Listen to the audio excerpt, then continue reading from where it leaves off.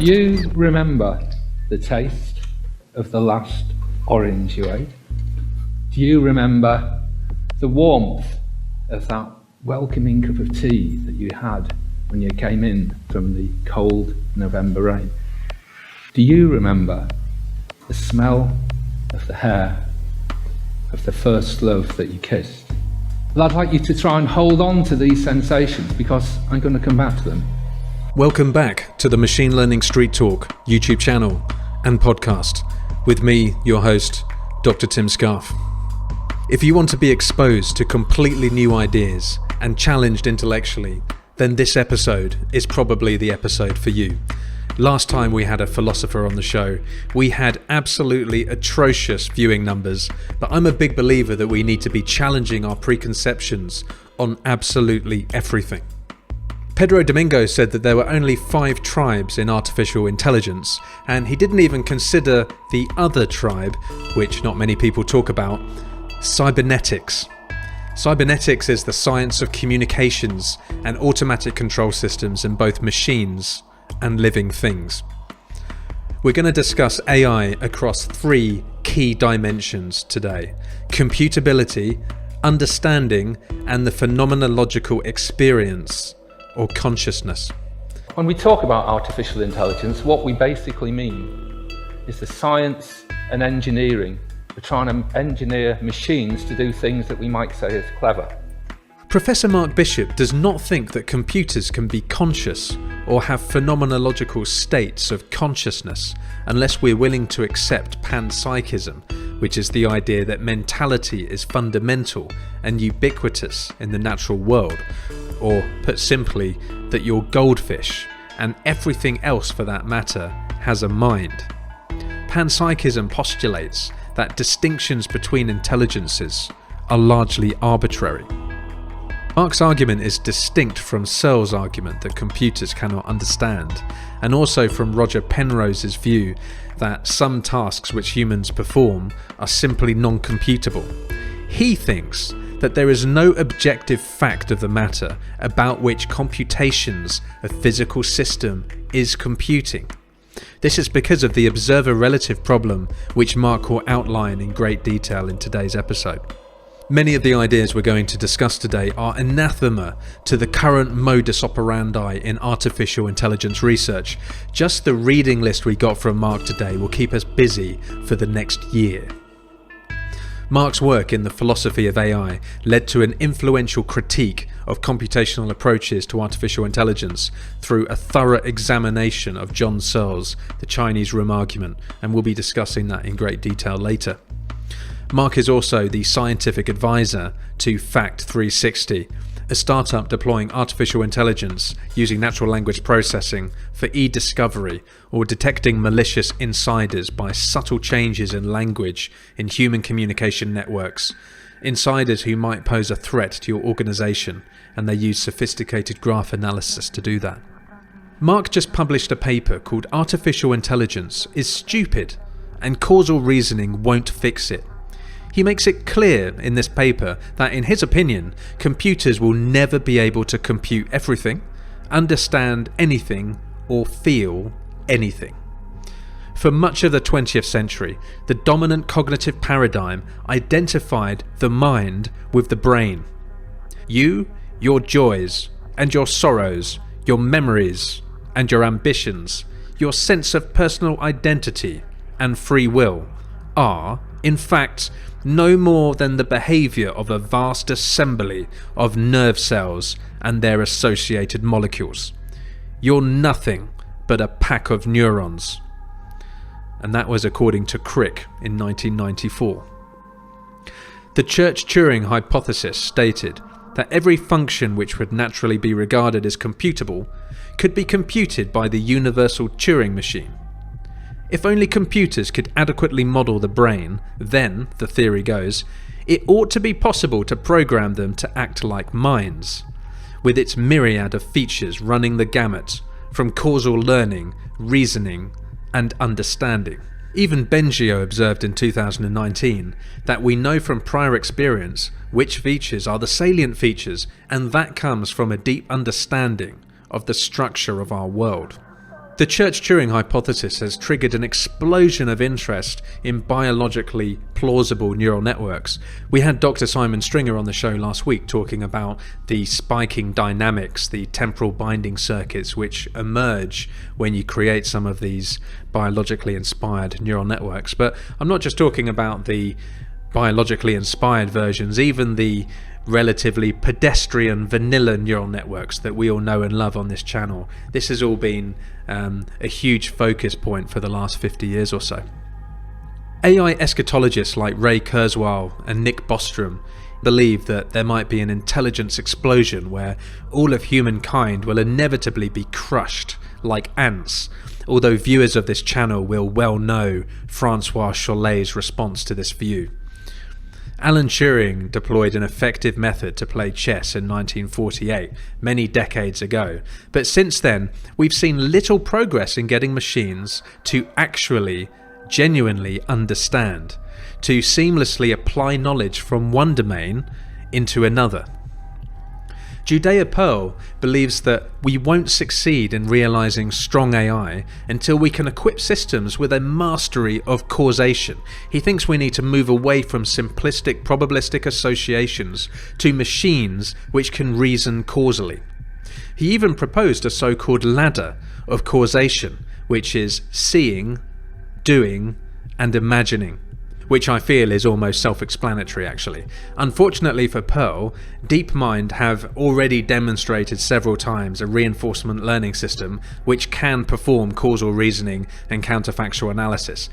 It seems obvious to me because if you're interacting with a system, then of course you can learn the causal factors. I completely take Pearl's point that with traditional machine learning where you're not interacting with a system, you can't learn any causal factors. That seems quite intuitive. Anyway, all of this is small fry compared to the point which Professor Bishop wants to make.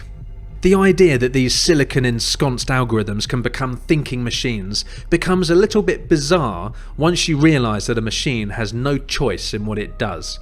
Computation is not an objective fact of the world, it's observer relative. Even Wittgenstein said that the meaning of a computation is in its use. He thought that understanding could not be a process, and therefore it cannot be a process of symbol manipulation. Whether a given individual understands is often external to that individual. Marx's intuition is that evolution, autonomy, and environmental interactions give rise to phenomenological consciousness. He thinks that we cannot live inside a computer simulation because he can feel the sensation of cool air on his face. So Marx thinks that the meaning of computation becomes relative and lies in its use by humans. Marx gives several examples in the show this evening demonstrating precisely why he thinks this. So I think Marx's main contribution is this dancing with Pixies reductio ad absurdum. He quotes Hilary Putnam. In 1988, the influential American philosopher Hilary Putnam published a paper in which he showed that under the influence of gravitational waves and cosmic rays, the subatomic particles that make up all the objects of our world, your seat, the seat you're sitting on, the very clothes you're wearing, the room that we're in, they're all containing a rich dance of subatomic particles, a dance that never repeats itself. And Putnam realized that this is analogous to a state machine going through an infinite series of non-repeating states. So it then seems to me that if a computer, a terminator perhaps, is conscious purely as a result of moving through a series of computational state transitions, then if I know the input to that machine, with input fixed, I can generate exactly the same series of state transitions with any large counter like a car's mileometer, or following Hilary Putnam's move, with any open physical system. So if a machine is conscious merely as a result of following some computation, then consciousness is everywhere. In the bricks of this building, the clothes that you're wearing, the very seat you're sitting on, they are all experiencing the zing of that orange, the warmth of that cup of tea, and the memory of your first love's kiss. If machine consciousness is possible, everything, even the smallest grain of sand, is filled with an infinitude of conscious experiences. Bishop interprets Putnam's result to mean that computationalism demands that every physical system is host to a multitude of conscious minds, which he refers to as little pixies. Since a computationalist believes that to be a conscious mind is just to implement the right kind of computation, not only would we be surrounded by pixies, but the vast majority of conscious experience would be realized in these pixies. Since any physical system is implementing any and all computations simultaneously, then all possible conscious minds must be instantiated simultaneously in every physical object. For Bishop, this is the most patently absurd manifestation of panpsychism, and thus demonstrates that computationalism must be false. So it seems like a contrarian position that Bishop is saying that computation is very much in the eye of the beholder, whereas most of us think that computation goes on inside our brains. Anyway, the key takeaway from the Dancing with Pixies reductio ad absurdum is that computation doesn't have those phenomenological conscious states. A finite state automata cannot give rise to conscious experience unless conscious experience is in everything. Bishop says that he's an embodied entity, which is to say he's not just thinking in his brain, he thinks with his body, and his body in the world. In today's episode, we also talk about some of the greats of computability, mathematics, and logic, starting with Alan Turing on computability. He described a machine called a discrete state machine. I now call it Turing's discrete state machine because that was the first time I read about it in his work. So over any short time period, we can replicate the behavior, the different state transitions of Turing's discrete state machine with any other one, such as a digital mileometer. But because when we added input, the number of possible state sequences grew exponentially, we can't easily do the same thing when you have a machine with input. But then I realized, if I know the input to one of these machines, that combinatorial state structure collapses again just to a simple list of state transitions. He invented this interesting thought experiment called the discrete state machine, and he had this physicalist desire to explain all of humanity via a computer program. And interesting, what he learned later on in his career about the non-computability of numbers led to a significant amount of tension for him later on in life and his children.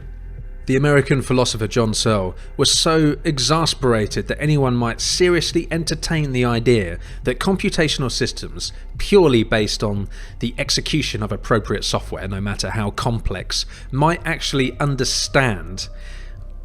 It was ridiculous. He formulated the now infamous Chinese room experiment, and we'll go into this in some detail in the show, but essentially he said that syntax is not sufficient for semantics, and that programs are not formal, and minds have content. Therefore, programs are not minds, and computationalism must be false. Now, most of the Chinese room argument is the first proposition, which is that syntax is not sufficient for semantics, and we will come back to that later. Another interesting character is Gödel.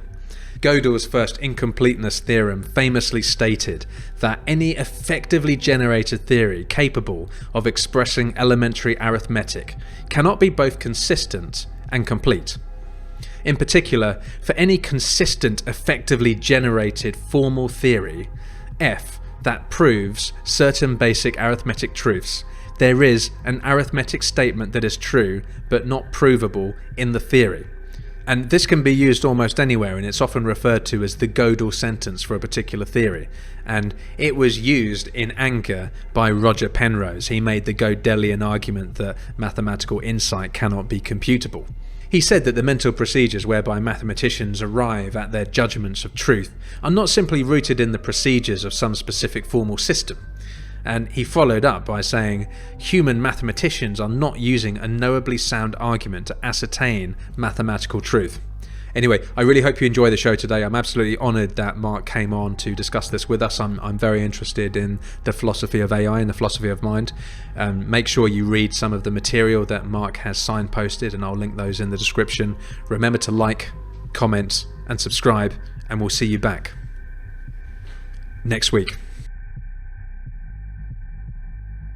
Welcome back to the Machine Learning Street Talk YouTube channel and podcast with my two compadres, MIT PhD, Dr. Keith Duggar and Alex Bayesian Stenlake.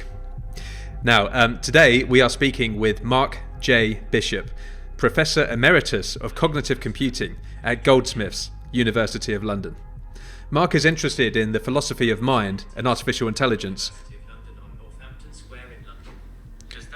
Sorry, that's my Siri. It seems to be very interested in getting involved in this conversation. Mark is interested... Now it's playing music. Because AI is stupid. That's why. AI is really, really stupid. And actually, that's a great segue for our conversation today because Mark, our guest today, also thinks that AI is really, really stupid. But anyway, Mark is interested in the philosophy of mind and artificial intelligence and rails against what he calls computationalism, we'll get to that in a sec, machine consciousness and panpsychism.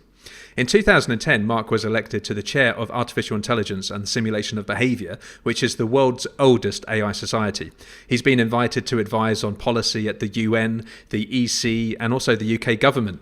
He's published 3 academic books, 200 articles, and won £3 million worth of research funding. He serves as the associate editor of 9 international journals, and his research has spanned the practice and theory of artificial intelligence. He's regularly asked to comment on AGI, particularly in response to these AI eschatologists. Of course, we were speaking about this a few weeks ago. So folks like Hawkins and Musk and Kurzweil, who warn of an existential threat of an intelligence explosion.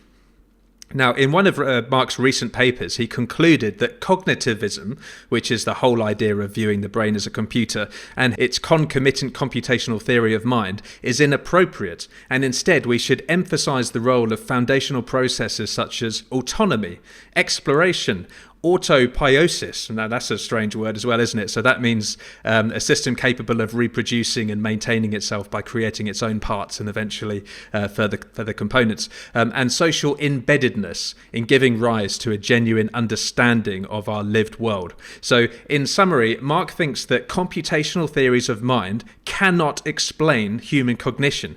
He thinks that the claims of its researchers that genuine conscious mental states can emerge purely in virtue of carrying out a specific series of computations. He thinks that those claims are egregious. Now, I discovered Mark about a few months ago because he's published this paper called Artificial Intelligence is Stupid and Causal Reasoning Won't Fix It. It's actually a really cool paper because it's a tour de force of all of the computational and philosophical issues surrounding AI at the moment. And he kind of kicks off in the paper by saying that AI is a brand tag, it's becoming ubiquitous. But a corollary of this is that there's widespread commercial deployments where AI gets things wrong, whether it's autonomous vehicle crashes or chatbots being racist or automated credit scoring processes discriminating on gender. And of course we have a whole load of people saying that we can improve it. So Judea Pearl and Gary Marcus, they say that deep learning is just curve fitting, it's just reasoning by association, and if only we could build computer systems that took things a step further and thought about time and space and causality. But Mark takes the AI skepticism to a whole new level because he thinks that machines cannot and will never understand anything. Professor Mark Bishop, welcome to the show. In your paper, you talk about Crick and you talk about Church and Turing giving rise to computationalism. What did those folks say?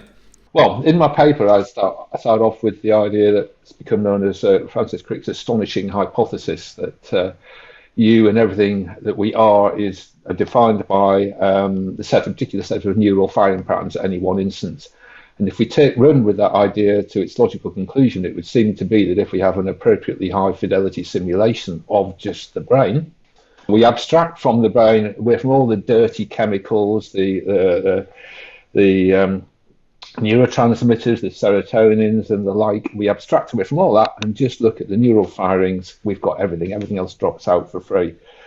And a lot of people surprisingly buy into this idea, and in fact, it's one of the hypotheses that pushed the Human Brain Project and one of the biggest European Union funding grants of all time a few years ago. It was over $1 billion, if I remember rightly, led by Henri Macram, and that courted a lot of controversy with some people saying the EU was putting a lot of its eggs in one basket, and a lot of people had doubts as to how much real science that program would would deliver. As it happened, I had a very interesting presentation to the group, the Human Brain Project group, a number of years ago, because I was arguing, as Tim outlined in the introduction, that we were not likely to get conscious states. In fact, I think there are good a priori arguments for believing we won't get conscious states out of any computational simulation, no matter what that simulation is, no matter how fast it is, or no matter what algorithm it is,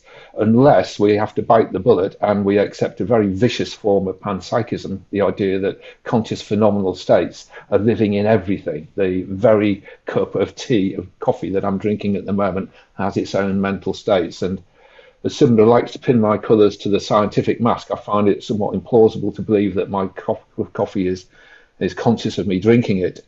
And so we're led to reject that horn. And if we reject the horn of panpsychism, then unfortunately we're led to, in my opinion, we're led to reject the idea that the mere execution of a computer program can bring forth conscious states.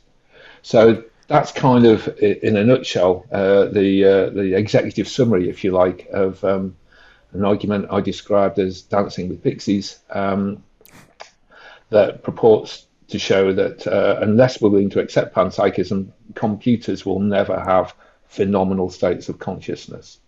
Now that is a distinct argument from the argument that people like Searle makes, that says computers can't understand, and it's also distinct from people like Penrose, who say there are certain things that people can do, and Penrose very famously talks about mathematical insight that are fundamentally non-computable. So it's my own minor contribution to the debate, and that is, I don't believe that computers can be conscious unless we're willing to accept a very nasty form of panpsychism. So I think some of that impulse, right, to break things down, and to find the absolute minimum component that can implement everything a human. I mean, that's a very Western kind of analytic, scientific approach to start with. And so if we don't want to throw out analytics as a whole, like in what gap, or let's say, what do we need to add to kind of artificial neurons, if you will, in order to, or even to the computational paradigm itself? So what do we need to add to, say, the Turing machine or lambda calculus, concept in order to be able to create consciousness? What's missing?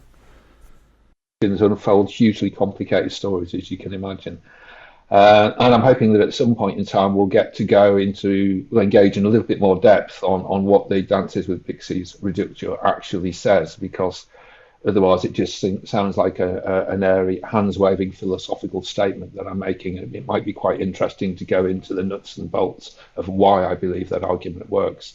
But to come back to Keith's point, like many people, I think, working in the field, as a young teenager back in the 70s, I taught myself to program, and I had an unhealthy interest in science fiction.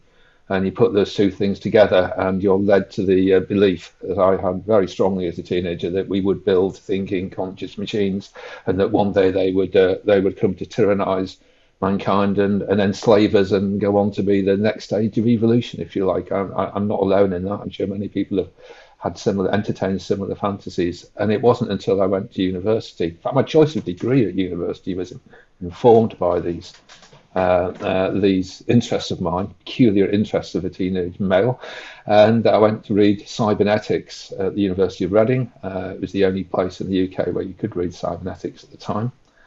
And that was a great education, not least as some of the people, my tutor, for example, Alex Andrews, was an early first round neural net pioneer from the sort of 40s and 50s, and famously gave a couple of great papers at the Mechanization of Thought conference that people like Minsky and Rosenblatt were all at.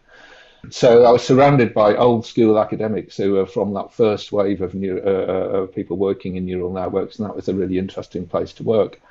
One of the guys that taught us, cybernetics is kind of an engineering, and it touches on all sorts of things, but it works sort in the UK was very much an engineering discipline.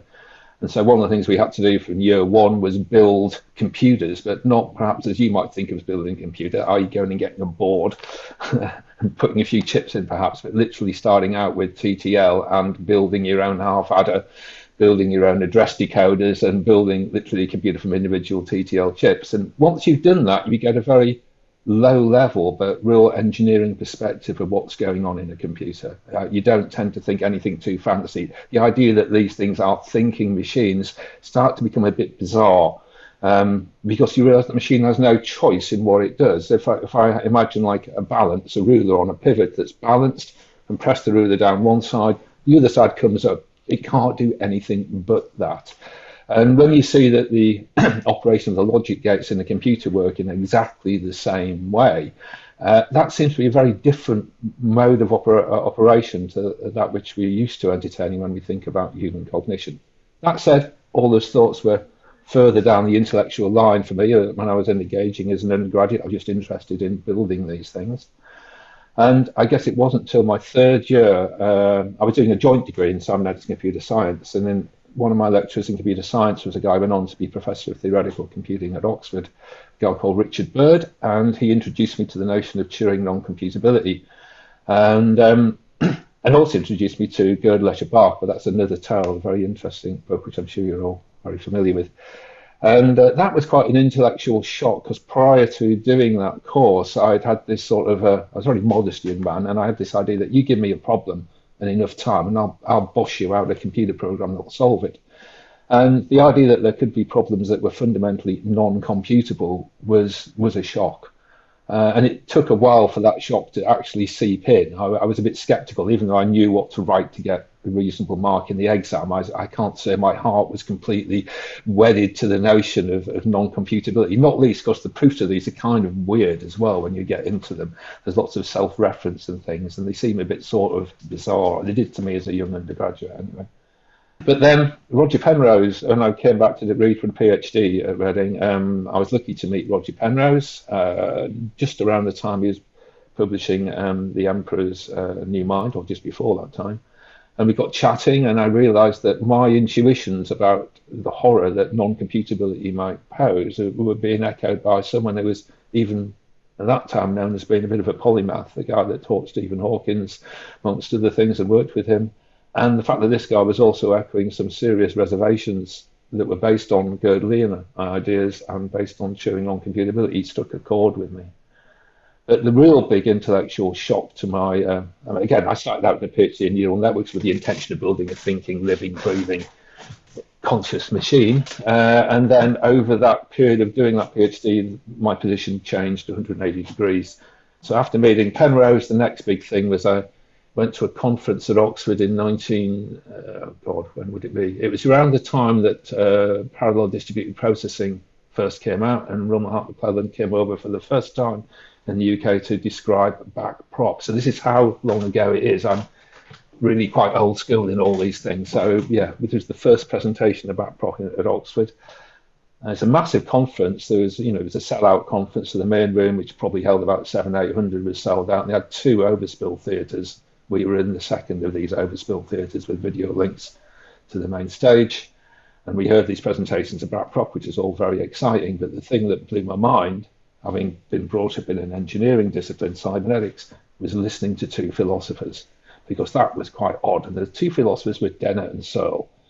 And I'd never heard a presentation like it, because unlike the sort of kind of measured, dry presentations of how to control the servo mechanism or a new algorithm for quicksort or whatever the hell it happens to be in our computer science and engineering presentations, I soon learnt that philosophers argue in a much more fisticuff kind of way, and it was a shock, but also very engaging. And so I came across Searle describing his Chinese room argument, which resonated with me at the time. And hearing Dennett poo-poo this at the time in his own unique way. And so around that time in my thesis, I began to question where I was going. Am I team, and are other people in the world who are doing exciting things with neural networks, are we going to build these thinking machines? And gradually over that time and in the few years that followed, I reversed that opinion. And the core intuition that drove all that, I guess, really was Searle's Chinese room argument. No, I think you'll find a lot of sympathy. A lot of people that actually work, very close to the AI, or what's referred to as AI when we're trying to sell things, will raise an eyebrow in skepticism, because we know GPT is just a big pile of linear algebra. The talk about the transformational effects really come from the business side. You're among good company here. But to kind of go back, you said you wanted to touch on this dancing with pixies argument that you raised earlier, and this kind of links into the notions of panpsychism and how this relates to, if you want to take the idea that a computer can be intelligent, that it can think, that it can understand things, then you end up concluding that anything can kind of have this. Can you run us through very briefly, people haven't read the paper, panpsychism argument, the dancing with pixies fallacy, and kind of like how this all kind of flows into the conclusion that computers cannot be intelligent? Yeah. One of the axioms on which this argument is built is the idea that computation is not an objective fact of the world, it's observer relative. And so first of all, I want to give you a couple of examples that I think will underscore that axiom one, because a lot of people would reject that. It's a nonsense. Computation, what a computer does is a fact of the matter. So again, I'll go back to my undergraduate days when we had to build, before we used TTL, we literally had to build these logical gates out of transistors. So it doesn't get much more basic than that. So imagine you built a set of transistors to perform the following electronic logic. You have two inputs to the circuit and one output. Call the inputs A and B and the output O. If both inputs A and B are 0 volts, the output is 0 volts. If A is 5 volts and B is 0, the output is 0. If A is 0 volts and B is 5, the output is 0. If both A and B are 5 volts, the output is 5 volts. What logical function, guys, is that performing? And? You might be right. It's performing and if we assume that 0 volts is false and 5 volts is true.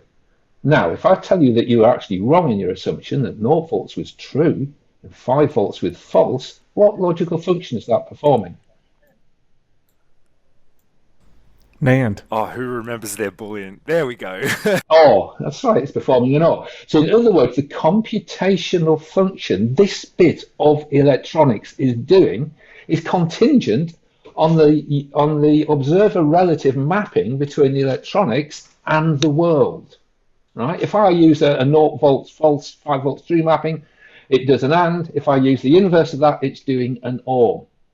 Right? You cannot tell a Martian from planet Mong couldn't look at that and say that's an AND gate, that's an OR gate without knowing that mapping. And that mapping is subjective.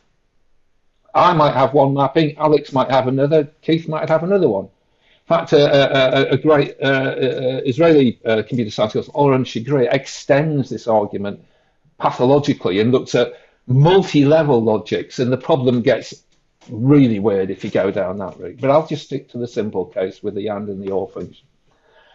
So that's one of the reasons why I assert fundamentally, I mean, it seems to be just axiomatic. I'm just baffled when people tell me this is not the case, but I still occasionally meet people who dispute this. So there's a second follow-through argument. And it's built on the work of Winograd and Flores in their book, Understanding Computers and Cognition. And when they start to think about what is a word processor. And I've reframed their argument a little, and I think about what is a chess program. I don't know that any of you guys are old enough to remember in the 70s, we used to have these little plastic chess computers that were square, and they had little holes on a bit of board and tiny little plastic chess pieces. And the light, when you made your move, you lifted a piece up and plonked it where you wanted to go, and then the computer would light up the piece you had to move and where that was to go. Using one of these gadgets, I could quite happily play. I'm not a very good chess player, so I could happily get thrashed by these machines day in, day out, and enjoy that thrashing, so to speak. And I could argue that I could use that piece of computational equipment to play chess with. Now, in the UK, there's a famous conceptual artist by the name of Tracy Emin who does a lot of work with neons. I don't know whether you guys have come across her work at all. And also in the 60s, there was a big movement in what's called kinetic art, and cybernetic art, where people interacted with art pieces. So now, unbeknownst to me, Tracy sabotaged my chess computer. She's ripped the innards out, And she's now wired all the inputs to pressure pads in an art exhibition, in an art gallery, and all the outputs to neon strips. So when people walk over these pressure pads, different neon lights come on and off. Now, there was no sense that you can possibly, it seems to me, that you could possibly say that when I walk around that art gallery, I'm playing chess. I'm interacting with a bizarre piece of abstract art. I'm certainly not playing chess. So it doesn't seem to me there's anything intrinsically chess-like in this device. Yes, it was engineered very carefully so that if I knew what I was doing, I could play chess with it. I could use it in other ways as well. And the problem gets even worse if you've come across isomorphic games. Let's imagine, we probably already know as noughts and crosses. Now, imagine you've got a noughts and crosses game on your iPhone, and you've got like I have a 6-year-old daughter who's just about got her head around noughts and crosses. I can keep her occupied for, I was going to say half an hour, that'd be exaggeration, for 5 minutes, say, giving her this thing, and she'll play noughts and crosses happily again. And she says, "Oh, Daddy, I'm bored. What am I going to do?" I say, well, I've got another game I can show you. But she says, "Daddy, you've only got one game on a computer, so I'm going to play it against the computer." I says, "Don't worry about that. We've got the noughts and crosses. I've got another game. I'm going to call it computer whist." Now imagine you lay the deck of cards out, ace through to 9, and we take it in turns to pick cards from this deck. The winner is the first person who can get 15. Get the cards to sum to 15. It transpires that if you've got a program that can play noughts and crosses with a suitable mapping, you can get it to play a perfect game of computer whist. So we're given a grid, just like a magic square, where all the verticals, horizontals, and diagonals add up to 15, right? You then plot your computer go as marking a 1 square, and choose your go. It tells you which card to pick next, and you can play a perfect game of computer whist. So I can use that same computer program with my mapping to play a perfect game of computer whist. So you cannot say in advance, without knowing what I'm going to do with that program, whether I'm going to play tic-tac-toe or computer whist.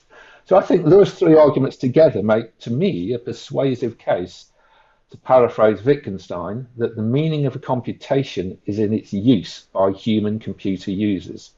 The phrase, as I'm sure you're all aware from Wittgenstein, I'm paraphrasing, is from the Investigations, where it makes the claim that the meaning of a word is its use by human players with human language games. And I think the same applies to computation. The meaning of a computation lies in its use that we as human users of computers put that to. So that's kind of setting the stage. So I think there's always going to be this mapping at the physical level, and then there's always the idea of what we're going to use a computation to do, and that's a very social human activity. So that's setting the stage where I want to go with the Dancing with the Pixies. Now, the next move I make, I know you'll have all read Computing Machinery and Intelligence, Turing's famous 1950 paper. Everyone's at least looked through this, and Turing first outlined the Turing test, what became known as the Turing test. Also in that paper, he outlines the operation of a very simple machine, Turing's discrete state machine, as it became known. And this is a beautifully simple machine. It's a disk-like device, and it can go around in 120-degree intervals, and it can stop at the 12 o'clock, the 8 p.m. and the 4 p.m. position as it moves around a clock, and it can exist in each one of those discrete positions. And we can describe the operation of that machine as a finite state automaton. If the machine's in state A, the next clock tick is going to go at B. If it's at B, the next clock tick is going to go at C. And if it's at C, it will go back to A again. Now, if we want to, we can arrange that when the machine is in computational state A, it will do something. When it's in computational state B, it will do something. Turing envisaged it when it's in computational state A, a light would come on. You also imagine there being simple input to the machine, like a big lever brake mechanism that you could have on or off. So if the machine was in state A and the brake was on, it would remain in state A. If the brake's off, it would go to state B. One of the first interesting things, that we, again, like computation, you see when you're given a Turing discrete state machine, to read off the computational state, ABC, we need a mapping between the physical position of the lever machine and the computational state to which it refers. So we may define computational state A to be the 12 o'clock position, in which case when the lever's there, we're in A, or we may say it's at B, and the rest thing follows through. But we always need that mapping. We've always got to do these mappings between the physics of what's going on and the computational state that we're instantiating. So now we've got this machine. Without the break, it just goes through ABC, ABC, ABC, ABC.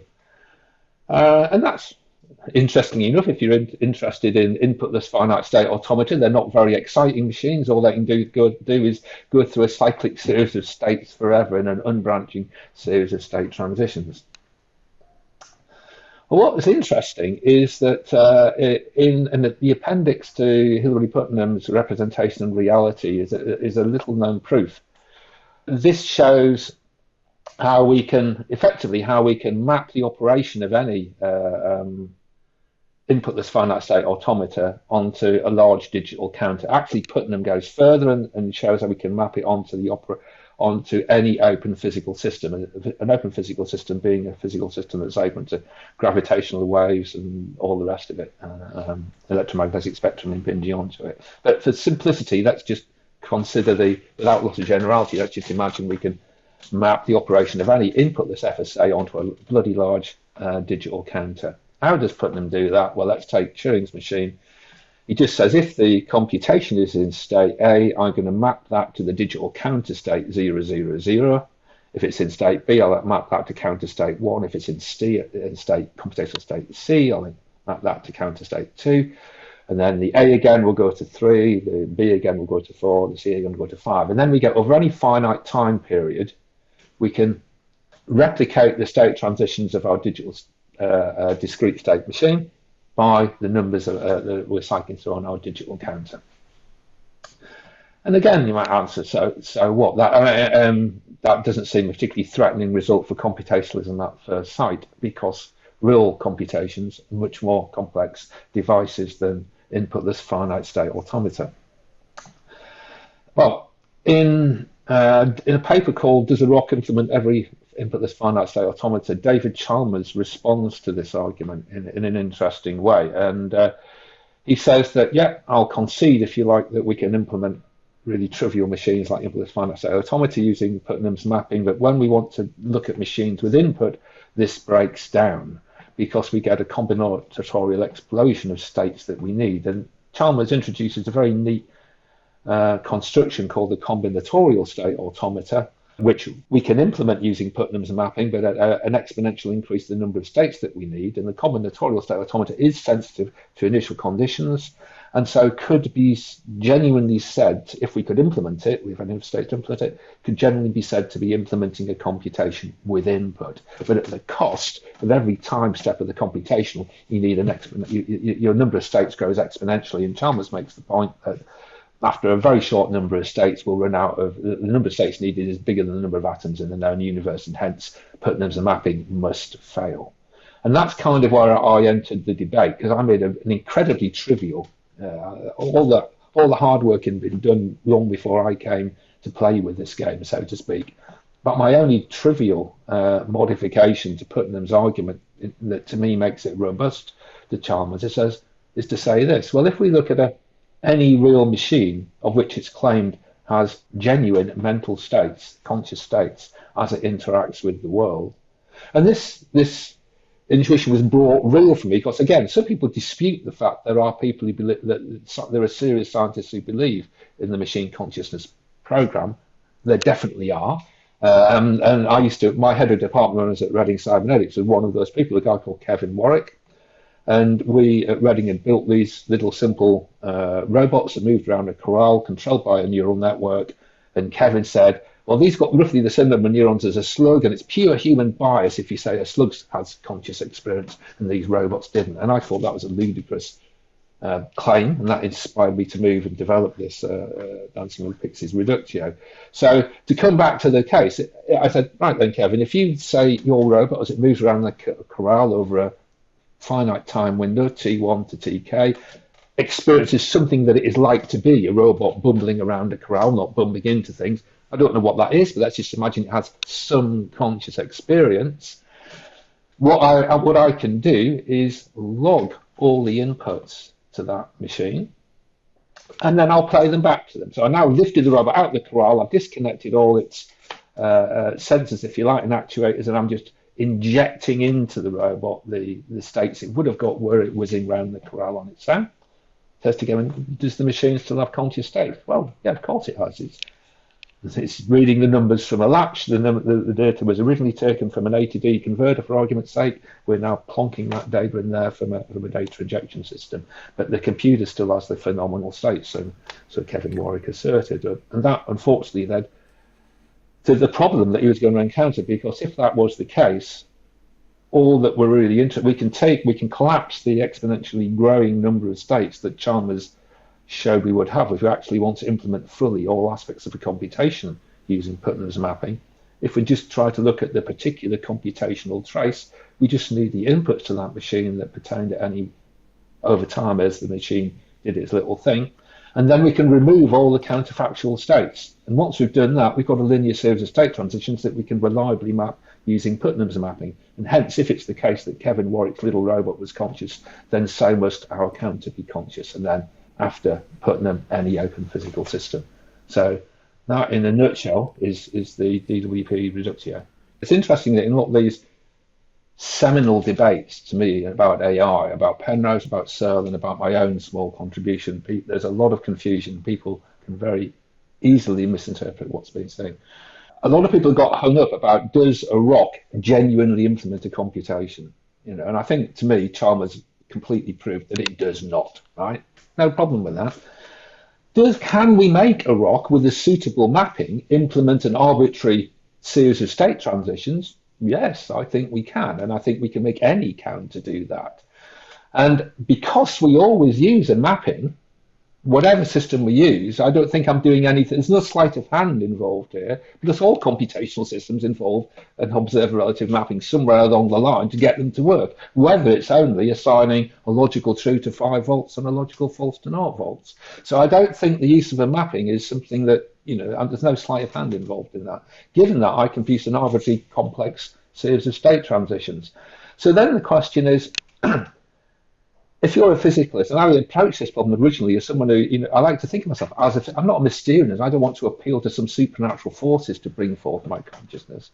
And at one point in time, it was the case that, well, if you don't believe in functionalism or computationalism, then you've got to believe in supernatural effects. Well, that is no longer the case. Cognitive science has moved on a lot since the 1960s. There's an awful lot of new tools in town, and these are really exciting tools in my view. And you highlighted a few in the introduction, Tim, but things like the embodied, inactive, embedded, and ecological approaches can go a long way to answering or giving us insights into these questions without having to bring forth particularly supernatural notions. So I'm going to put that to one side. We're no longer faced with a choice of either accept computationalism or accept Mysterianism.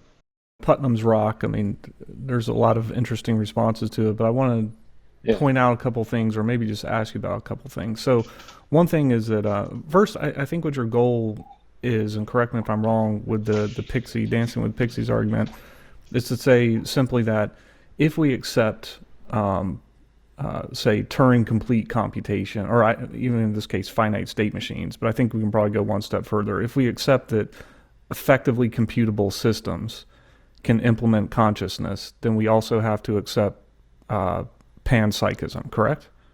That's what I tried to show, right? Because once you have a system that you claim, like my boss Kevin said, that machine is conscious, right? I can look at what happens as that machine interacts with the world. I can log all the inputs to it. I can trace the flow of the execution flow of the machine code that control the robot.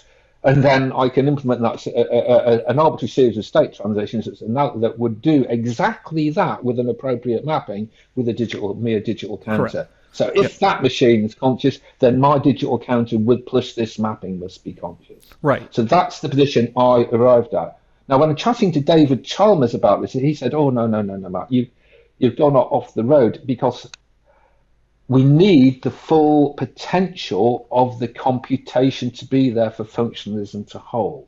Now, this is quite a mysterious view. In fact, it was so mysterious that when he first said it, he had to repeat it about 3 times, because I'm not the quickest at uptake, and I found it so bloody bizarre what he was saying. But when I did unpick what he was saying, for Chalmers, you actually need once you effectively slice off the potential counterfactual actions by saying, well, I know the input at this point in time, I know the input at that, I'm going to replace the counterfactuals in my program by direct go-to statements, if you like, or just snip them from the program. To me, that couldn't possibly affect the phenomenal state of the system, because otherwise you're saying that non-entered branches of a computer program have a causal effect on the phenomenal state of your machine. But the bizarre thing is, that's what David's saying. He said, no, mate, that's it. You've got to have the potential for counterfactuals there, otherwise we don't have the machine genuinely instantiating phenomenal states. So if we just assume in arguendo that people don't, or that we don't accept panpsychism, okay, and that these arguments prove that if we accept computationalism, it implies, panpsychism, okay. We also have mathematical results that say, let's say Turing computation or effective computation encompasses all computation. Like there is no other kind of computation unless there's hypercomputation, right? And so I think what we're saying, I believe, and correct me if I'm wrong, but I believe what we're saying is that there exists hypercomputation and that human minds are performing hypercomputation. So just take this back to the rock for a second. Right. One issue with that mapping, right, is that rocks actually have physical states that may be real numbers. They may have values that in and of themselves are not computable. They can have positions and states and quantum states that have values that are essentially defined by an infinite precision real number, and therefore are not even accessible to computability to start with, like even describably, right? So are we saying, because I'm always looking for where consciousness is hiding, if you will, like are we saying that it's hiding in sort of real valued states, maybe quantum states like Penrose would say, perhaps in microtubules or something like that? Is that a form of hypercomputation, and is that where our consciousness derives from? Where do we draw the dividing line? Because that's something that's like, I've read quite a few of your papers in preparation, as you do when you're going to speak with someone, and this dividing line where we go from computational and essentially impossible to achieve intelligence or understanding or any measure thereof, to the point where we have an intelligent system that can understand its world and sort of redefine itself and redefine its world. That distinction is not terribly clear, and as we dive into this question, I want to drive towards where this distinction lies, if this distinction exists. Well, to pick up on Keith's point first, I think I'm neutral. I mean, Penrose has given a positive thesis as well as a negative one. So famously, in The Emperor's New Mind, he gives his first version of a Gödelian argument that purports to show that mathematical insight is non-computable, and then says, well, this suggests to me that non-computability lies at the heart of what it is to be human. And then with Stuart Hameroff, they outline a positive thesis which purports to show that non-computability can arise in the brain through the orchestrated quantum collapse in the microtubule skeleton of brain neurons. I'm neutral on this. I know that when Penrose held a psych symposium on his work in 1995, and it attracted a lot of responses, well over 20, if I remember rightly, and I don't think any of his logical work was seriously brought into question. So his interpretation, even though that was actually a naive interpretation of Gödel compared to the work that he put out in Shadows of the Mind, which is a much more nuanced approach to the argument, in my opinion. But nonetheless, it wasn't seriously criticised. Nearly everybody criticised his positive thesis. So Penrose is a clever guy. It seems interesting. I'm not going to hang my colours onto that flag in particular. If it works, great. But I've been more drawn to modern approaches to cognitive science, which look at the end, and there isn't, unfortunately, a very quick 6-page paper that can lead people gently into this. But there are 4 schools. All this work really started out with the work of a roboticist from MIT called Rodney Brooks, who wrote a classical paper, which I guess you guys are familiar with, called Intelligence Without Representation, which basically looked at, instead of trying to, when I did robotics, old-fashioned, old-school representational robotics as a young postgrad, a lot of our work was trying to take data from sensors and build rich internal models of an out-there world. And I remember we spent all our budget on buying the biggest, fattest computers we could possibly afford at the time, and strapping them onto these poor little autonomous vehicles, and they were laden down with computer power, and they moved absolutely tragically slowly. We're going back in the early 90s now, but they were pathetically slow things, really embarrassingly bad. Because a lot of their work was trying to build up these models, looking at the world, trying to build models of them. Now, I know that these days we can do that kind of thing bloody quickly, but back in the day you couldn't. And Brooks thought, well, do we need to do it? And in that paper he argued that we didn't. Why build a representation? We can use the world as its own representation. And in a sense, that sort of paved the way for thinkers like Francisco Varela, then in a book called The Embodied Mind with Evan Thompson and Eleanor Roche, to start thinking about different ways of doing cognitive science. And The Embodied Mind is a mind-blowing book. It's quite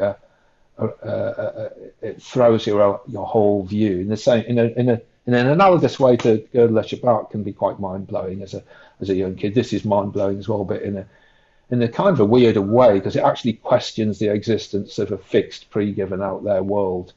And that was quite a shock to me when I first came across these ideas, not being a trained continental philosopher. My first mode of engagement was with Varela, who incidentally started out as a theoretical biologist and then someone very active in the A-life community. So I think his initial work has also been from a sciencey perspective, but he engaged quite deeply with the European philosophy, which at that point in my life I was totally ignorant of. And so this led to a development of alternative schools of what cognition's all about. And the enactive school is one that I'm interested in. And it says that, effectively we can look at one sort of, the enactive school itself is these days split into numerous sub-approaches.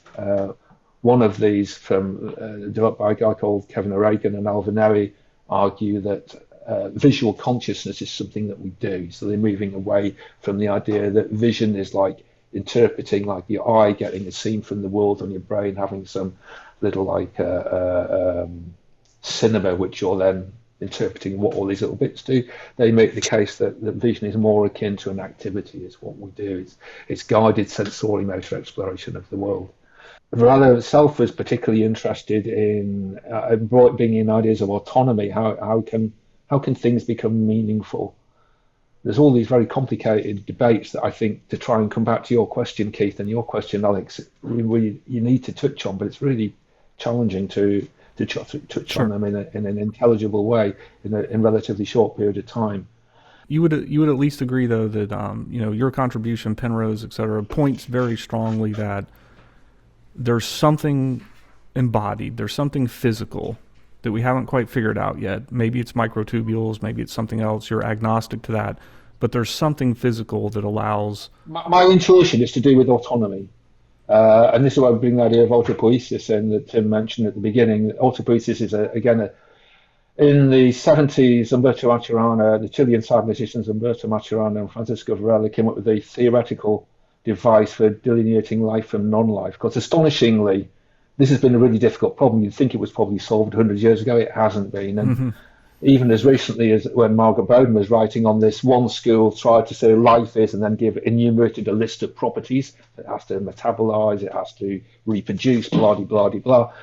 Varela and Maturana looked at it from a different perspective. Well, what fundamentally life is a system that has a circular organization. It's got to be able to maintain its own boundary of itself and the other, and it has to encapsulate the rules, the automatic rules that maintain that boundary in the face of a changing environment.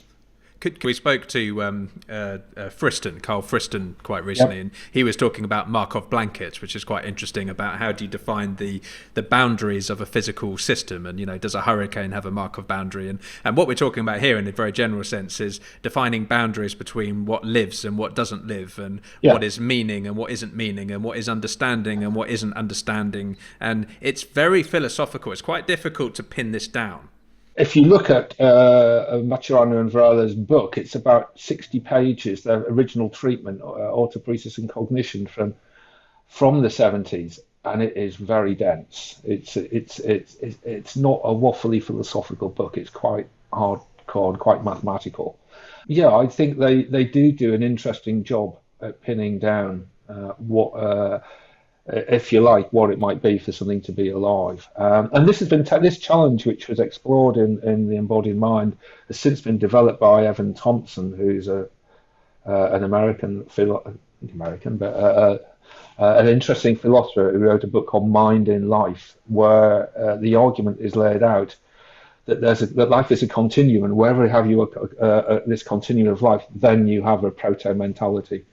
And I'm kind of drawn to that. I think it's a very persuasive argument. And then we have to look at the question of what constitutes autonomous systems, and why should it matter if an autonomous system has a phenomenal sense of what it is like to be. And here, if you like, you can link into the work of a guy I've just recently come across who wrote to me a few weeks ago. He used to run a big lab in France, AI lab in France. Michael Trouble, I think his name is, and he argues that we need phenomenal consciousness to arbitrate between different actions. If you're sending a robot to a Mars, that's got to be completely autonomous, and it's got to react appropriately in different in unknown environments to all sorts of different threats. Effectively, the robot's got to have to know something that it's a state that it's good to be, that makes the robot feel pleasant, and a state that's horrible, that's danger, that might cause death to the robot. It has to. We use the phenomenal sense of what that feels like. We can then use that to arbitrate between different actions. And this is actually, by the way, is an idea that was brought. I first came across through a paper by Daniel Dennett called "Cognitive Wheels: The Frame Problem of AI," when he looks at what must be known to arbitrate on what he called the cookie problem. Imagine you've got a big jar of cookies and some little kids, like my 6-year-old daughter, and in two families, one next to each other. And in one family, when the child goes for a cookie, the family beats it, smacks it relentlessly until it's in tears and never goes. It doesn't have any more cookies after that. And the other one, they're very sort of touchy, feeling, oh no, please don't have another cookie, Tarquin. And occasionally Tarquin does go and have another cookie. Dennett asks the question, why is it that beating the kid causes that child not to go for the cookie jar anymore? And we know that, well, because being beaten is something deeply unpleasant. And you don't particularly, unless you're a masochist, want to do things that are going to bring this feeling of pain about you. But then Dennett said, well, how do we know that? We can arbitrarily hardwire such facts in. So I could hardwire into my computer program, if something else biffs me, then I'll increase my pain by 1, and if pain gets over a certain threshold, I won't do that action again. That's incredibly brittle. It's literally arbitrary. But unless we have phenomenality, unless we have access to phenomenal states and know that getting biffed hurts, or going over rough terrain, if you're a Martian robot, shakes you around a bit, you have to just sidestep that by hard wiring, effectively hard coding us as engineers. So the system is no longer autonomous now. We're having to define what it has to do for all these different possible states. That's the price we have to pay. So I think you could argue that evolution has blessed us with phenomenal consciousness so that we can act autonomously. And that's the way that, I guess, after Evan Thompson and Varela and Turbelay, the view that I come to. So we need consciousness to enable us to succeed evolutionarily. Well, haven't we just fallen foul of the kind of prime axiom of software engineering at this point, that every problem is just a level of abstraction away? Because I mean, we could I forget which paper it was. You had a really great conclusion in one of your papers where you essentially said, if we built a bunch of robots that looked and behaved just like us, they're automata, they laugh at our jokes, they respond, but the thing that defines, like, the difference here, or the difference between us and them, would be that, when we're laughing and feeling, we feel it, it's phenomenological. When they do it, it's not, it's a simulation. But, leading into this argument, it's like, well, to have these Martian robots that have autonomy and can succeed, they need to have this phenomenological state. Isn't this really just a software engineering problem away from being solved?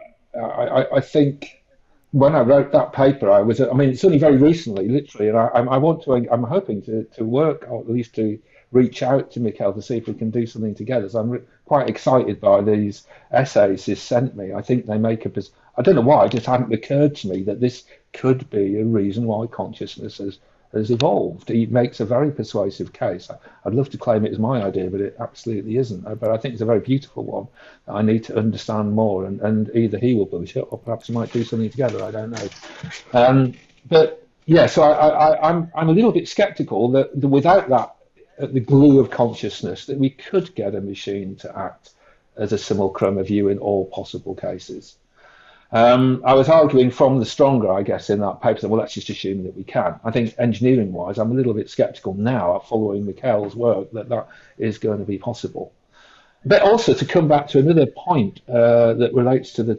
Are we going to talk about the Chinese room at all, or are you assuming that's boring for all your readers? No, I think that's one of the most important things, because we're talking now about, you know, consciousness and the various different kind of boundaries between what is and what is not consciousness. But I think the other one that's really important is understanding, and the boundaries between what is and what isn't understanding. You say in one of your papers, what does it mean for a central processing unit to understand? Does it understand the program and its variables in a manner analogous to Searle's understanding of this rulebook?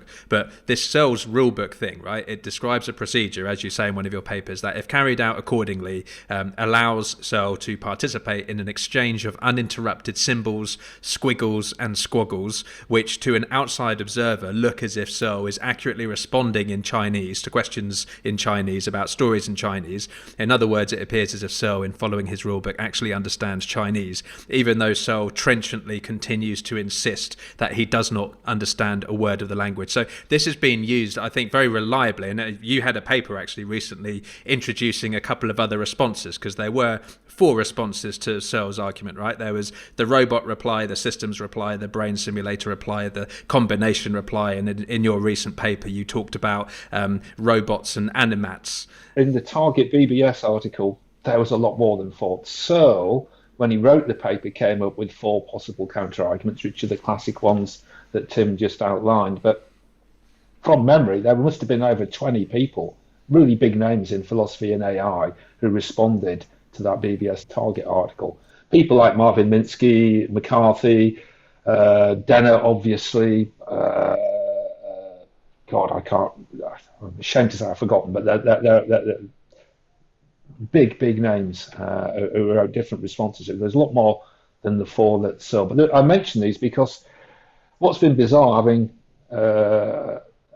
I edited, today with John Preston, we edited on the 21st anniversary of the Chinese room argument. John Preston and I put together an edited collection of responses to it 21 years on, from leading AI scientists, cognitive scientists and philosophers.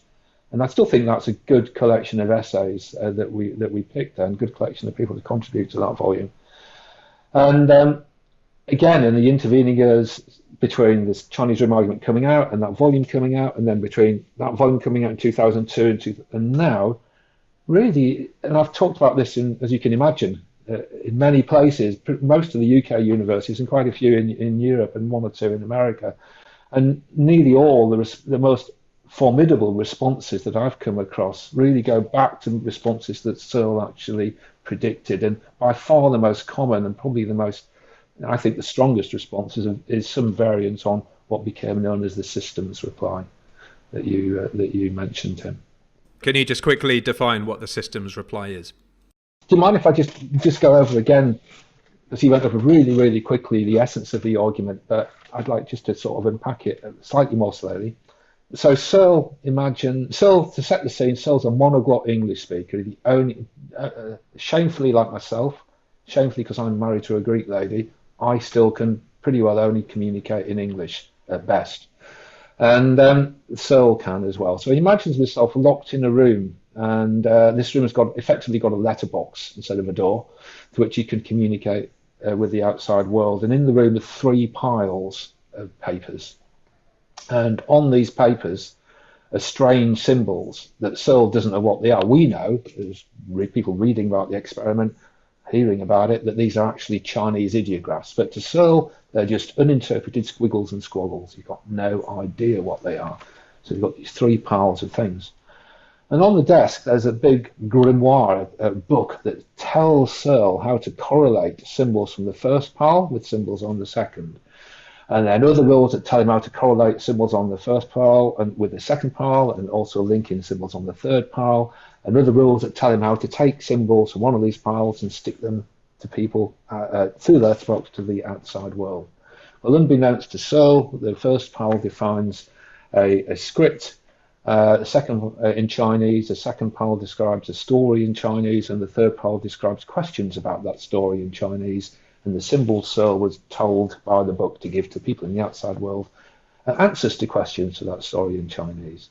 And Searle's point is that if we concede, so he's arguing again from the strongest, it says, okay, let's concede, but that rule book, however it's defined, and again, a lot of people got hung because they thought Searle was purely talking about a naive pattern matching program. If this symbol doesn't, then do that. Actually, Searle makes it clear, if you read the paper carefully, that he wants this to stand for any conceivable computer program.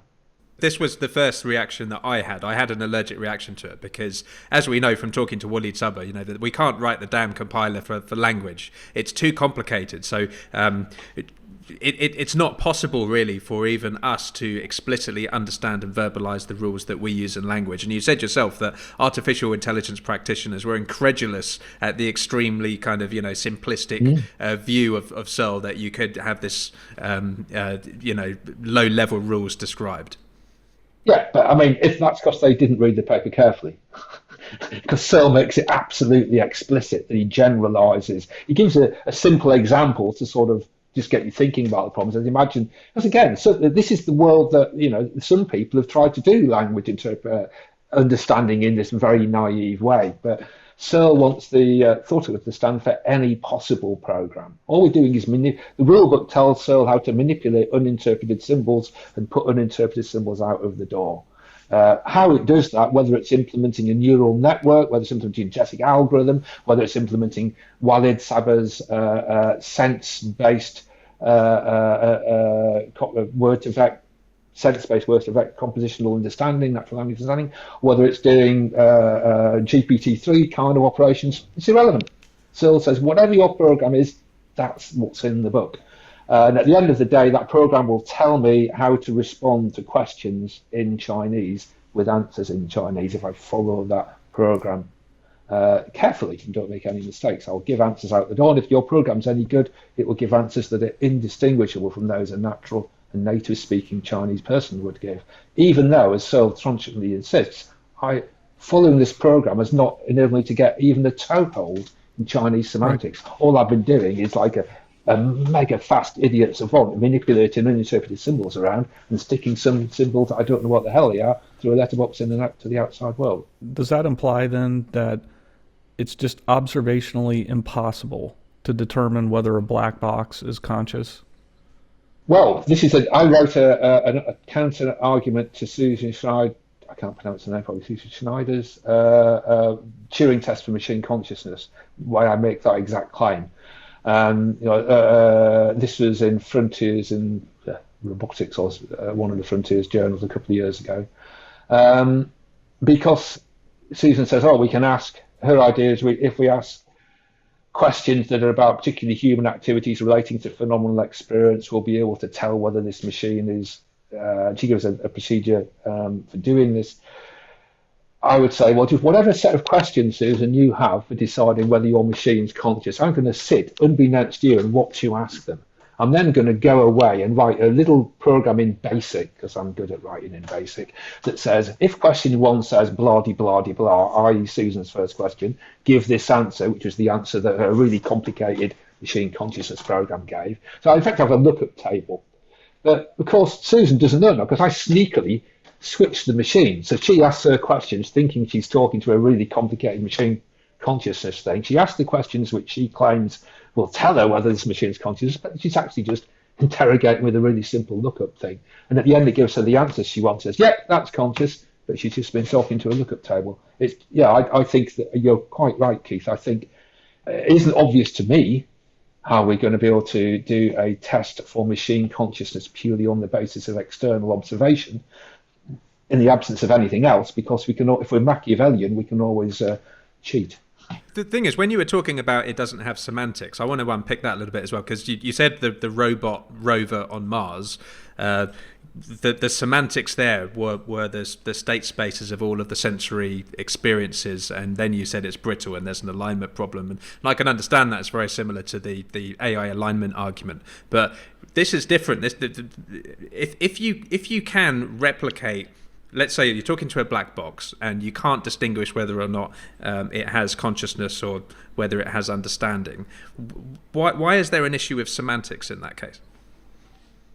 You're wrong footing it. I thought you were going to say, how can I tell that anybody understands or is conscious, which is actually one of the core responses that Searle anticipated in the Chinese room argument. that is the obvious question as well. Like, presumably you think that we are conscious because we might exist in a computer simulation, right? Well, I don't think we can, because I know that if I slap my face, it hurts, right? And yet I know that machines can't instantiate phenomenal consciousness. I made a paper called Refuting Digital Ontology, which is after an invited talk at the Royal Society workshop on the incomputable, hosted by Barry Cooper, who was the leader of the Turing centenary celebrations in the UK and worldwide. And I made this very argument then that it isn't obvious to me. Well, I think that it's clearly obvious to me that we're not in a computer simulation because I feel. And if my Dancing with Pixies reductio argument is correct, unless I'm willing to accept Panpsychism, then computations can't realise sensation. So either my Dancing with Pixies reductio is wrong, in which case I'll be sad, but in the other sense I'll be happy when you show me where I'm going wrong. Or if I'm right, then we're not living in a computer simulation. So I don't think we are in computer simulations. Furthermore, it's an axiom of cognitive science that other minds exist. So it's not for me to have to explain why I believe that you three guys have phenomenal conscious states. That's part of cognitive science is acknowledging that you do and trying to come up with a theory that explains why these occur and how they occur.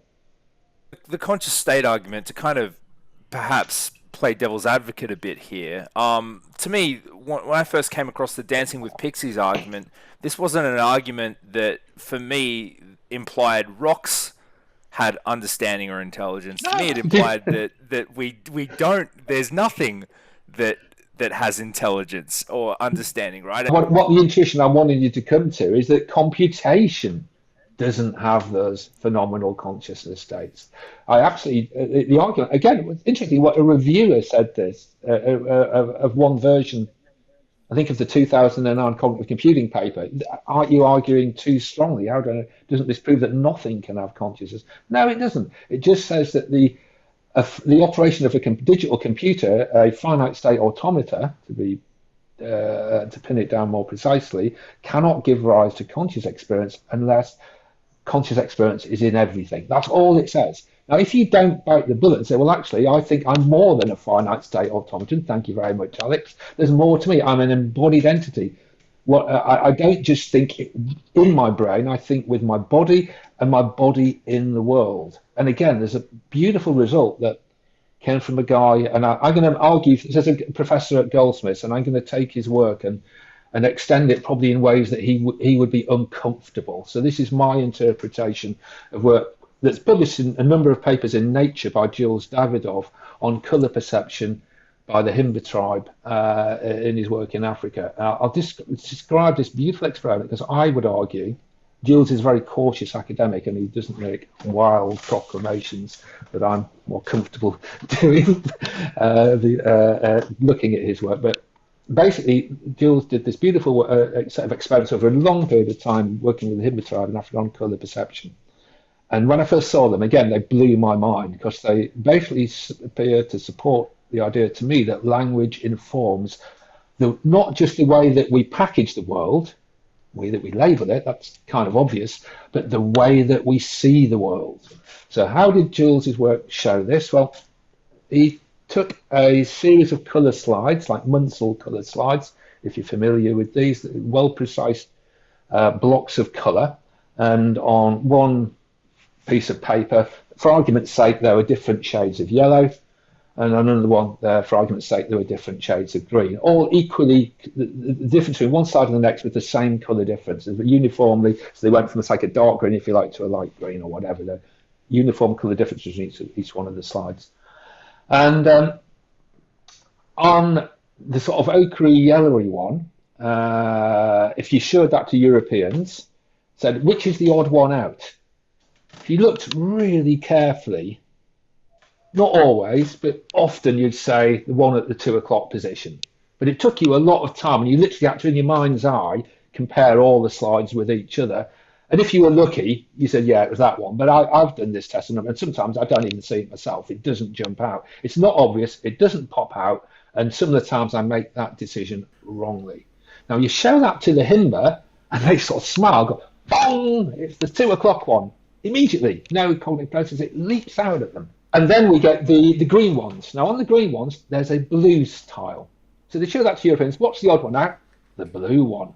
Show that to the Himba, and the guy's got a stick, and he's rubbing his head and rubbing his imaginary beard, and I can't work it out.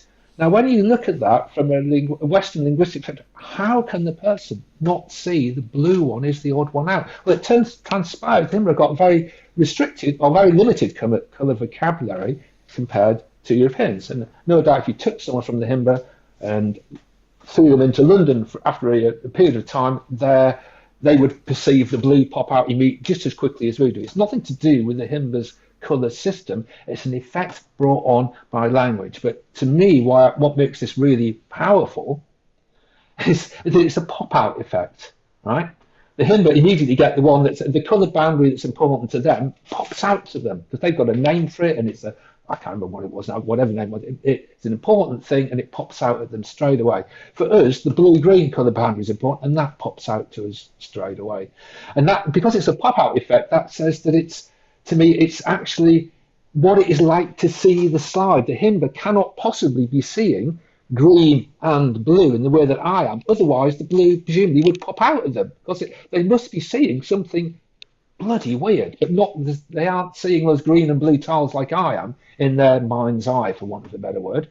And similarly, when we look at these sort of ochre yellow ones, they must be seeing that quite differently from me because I can't tell the odd one out reliably and quickly in the way that they can. Now, I think this gives us very strong evidence to me, or at least this is the way that I would like to use Jules's work, and I must underscore that I don't think he would be comfortable with any of this, but this is the way that I like to use it, to say that the language is actually affecting how we see the world. So when I say that our understanding of the world, it's not just what's going on in the brain. The brain is instrumental to how we see and perceive and interact with the world. But it's not just that, it's our entire body, and also the body in the environment, and also within a social network of language users. And all these things come together to enable us to form perceptions of what it's like to see and what it's like to speak. So the idea that we could just reduce this to mere neural firings, or even worse, just some bloody manipulation of symbols by a computer,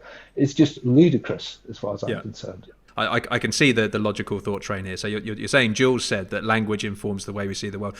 One potential problem with that. That's my interpretation on his work. That's fine. That's fine. But I suppose where I'm going with this is that it's starting to get towards this very kind of ultra relativist, constructivist view of the world. And I want to put an anchor. The reason why it's interesting is when you're talking about sensory states, that it doesn't actually seem like such a bad thing, because everything you're saying there completely makes sense. Of course, depending on where you are in the world and your language and so on, you might have very, very different sensory states, and you might experience color differently. But then there's like a topology, isn't there? So then you start getting into understanding and semantics, right? And then you start getting into knowledge and truth. And at some point, people might start to disagree with you that we should have a kind of ultra relativist view on what informs those things. So where do you draw the line there? Right. Well, one of the lovely things about being an academic is that you get to work with some clever people. I'm not clever, but I've been blessed by working with a number of people who bloody well are. And at the moment, I've got a postgrad who's mind-boggling. I like to say I supervise him, but it's the other way around. We go in for a discussion, and I come out feeling I've had my mind blown away, and he's sitting there looking quite chuffed with how the discussion's gone. Now, his particular thesis has raised some really interesting questions, and he runs with this very postmodern ideas in extremis.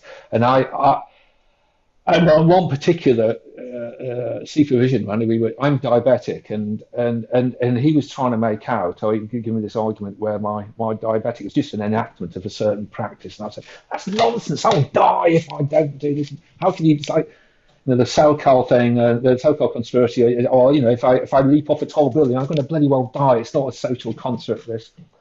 But anyway, Paolo's work is very, very nuanced, and he does make some radical claims. When you make radical claims, you've got to be very, very, very careful about how you use the language.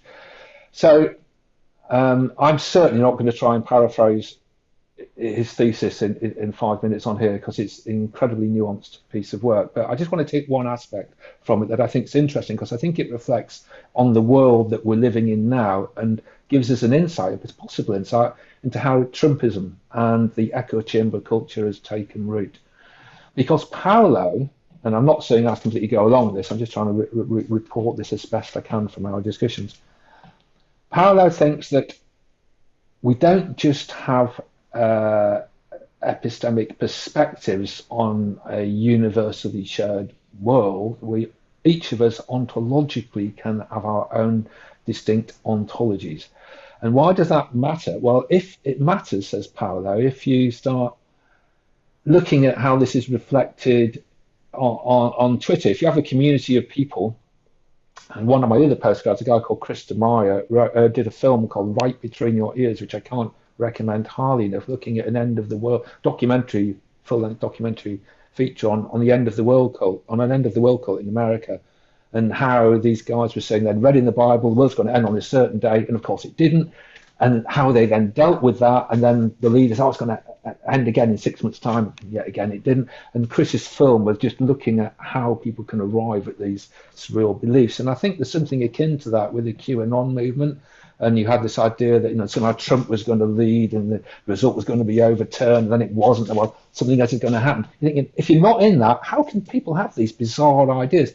Well, Paolo would argue that if you get in a community of like-minded people, if we go back to our basic philosophy and don't buy into a correspondence theory of truth so much as a coherence theory of truth, where a proposition is true because it coheres and with a body of other propositions that you take to be true, when you're interacting on a daily basis with people in your Facebook bubble who all share the same beliefs that to us outside that bubble look bloody bizarre, they're reinforcing this thing. So that your view of the world, your ontological view of the world becomes really real. You're drawn into this. And that's why people get so aggressive about it, because it's not, as an academic might abstractly discuss the truth or falsity of, I don't know, Newton's laws of motion or something. This is what the world is. You're questioning something fundamental about these people's experience of the world.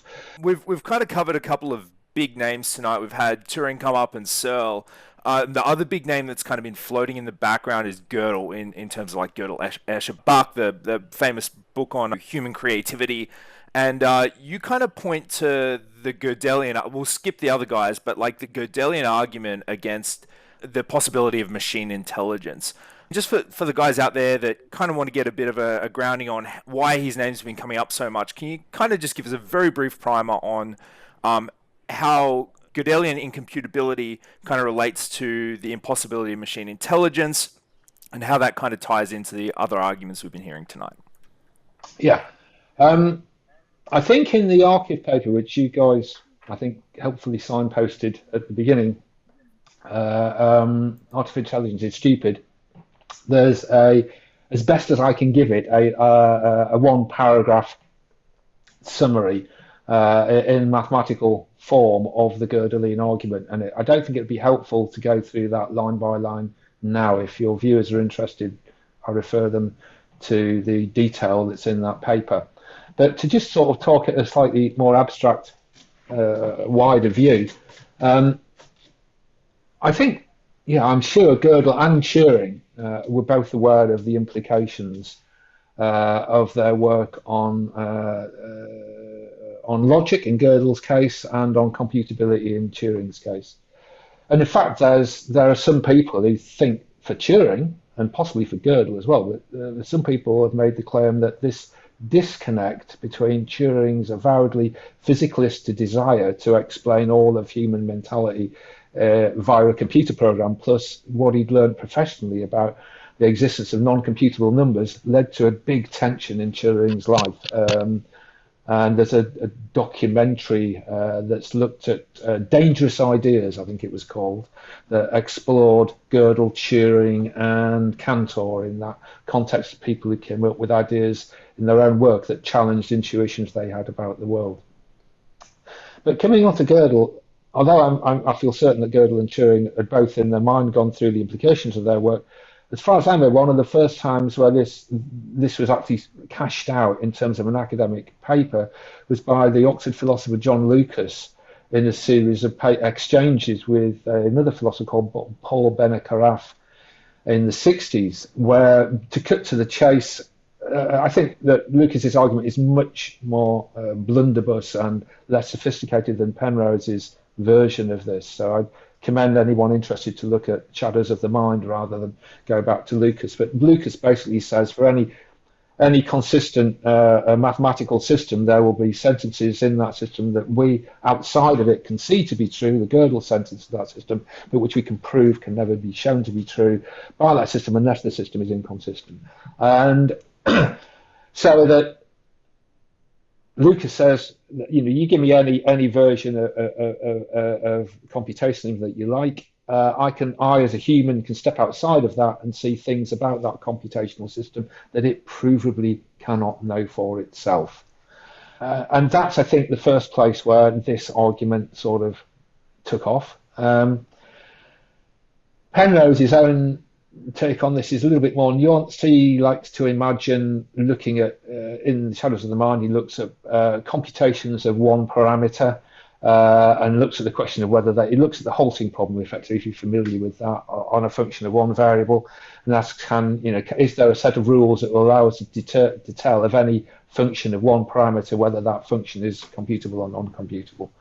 And he shows how that leads to a contradiction. And if we follow the lines of the proof, we see that there comes to a point where we see that a particular statement on the operation of computation k, given k as input, we can see something about that computation that it cannot possibly terminate, that cannot be shown to be true following the rules of that system itself. And I think that's an interesting an argument. And as I said, it seems to me when I've read commentaries on Penrose, most people have criticised his speculations on quantum physics rather than what he has to say about Gödelian logic. In fact, Penrose was famously invited to give the keynote at the centenary at the Vienna conference, honouring Gödel for the centenary. So I think if there was some schoolboy error, because you occasionally meet people saying, "Oh, Penrose is wrong," and I think that Penrose is not stupid, and I think if there was a schoolboy error in his work, I'd like to think you'd have probably found it by now. But I can recall when I was at the University of Reading having an immensely long exchange with someone about Penrose's ideas. I won't name them, but they were at the University of Sussex. And after this had gone on for months and months and months, and I was saying, look at this, look at this, look at this paper. And in the end, the guy turns back to me and said, life's too short to waste it reading what Penrose actually wrote. And I've come across this so often. People think they know what Penrose has said, or they think they know that Searle's read, and they haven't bothered looking at the source material on either. And this is an issue that comes up time and time again, and that was quite a shock to me there when this guy did eventually concede that he hadn't actually read Penrose at that point in time. I hope he has now, but he hadn't then.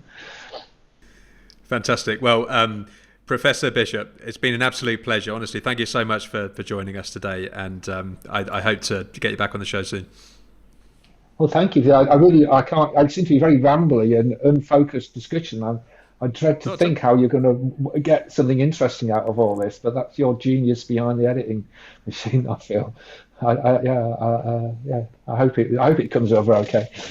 No, honestly, it's absolutely fascinating, and I think we don't really have much of an opportunity to talk about philosophy of mind, to talk about some of these deeper issues in AI.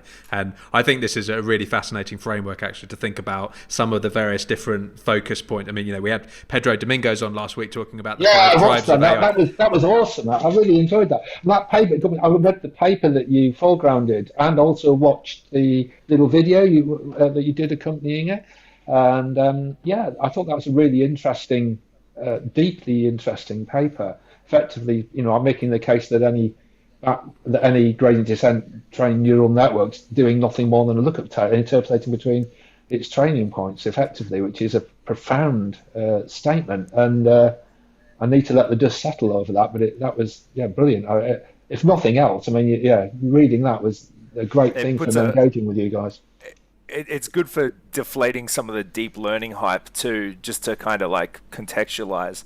But also with regards to the night, you've fleshed out probably 10 people's reading lists or people's reading lists for the next sort of 10 years.